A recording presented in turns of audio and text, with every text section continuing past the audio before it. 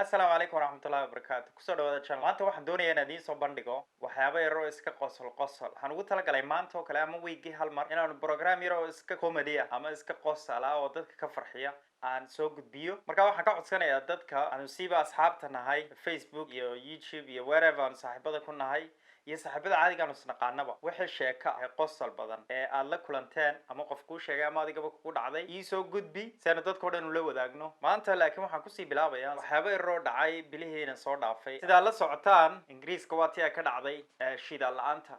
Nin bay markaa BBC u dirtay si uu uga soo wariyo meel la yiraahdo Stockport.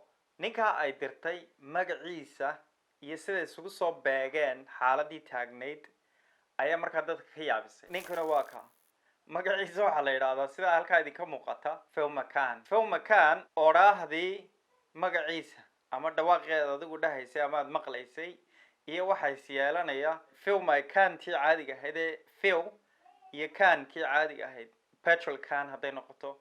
Marka Can-ka Phil McCann-kaas ayaa laga yaabay sidee nin ugu dirtay BBC-du nin magaciisa la yidhaha caagadayda ii buuxi meel bilaa petrol oo petrol ba jirin oo dadkii dee ka yaabeen see u dhacdaa dee BBC-da naughty marka meel lagugu casuumo ee cuntadii lala raago ee kaagii la dhameeyo ee macmacaankii dhammaado intii yarada u dambeysay baan u malaynayaa inuu ninkani kusoo beegmay oo labadii qof isa siinayaan.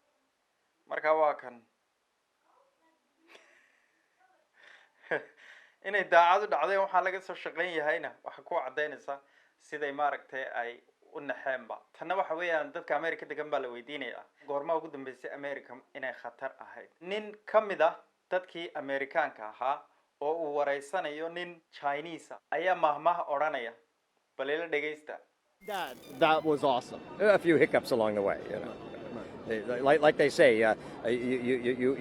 nobody made it to the top without breaking a few pieces of china. That wasn't an insult, by the way.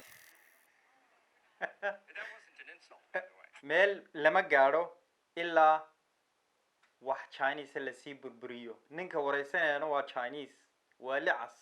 Marka ninkii sheekahayo ii soo dir ama iyadoo qoraal ah ama inta soo duubtaba once a week ayaan doonayaa markaa sida ay sheekooyinka hadii la ka dhigo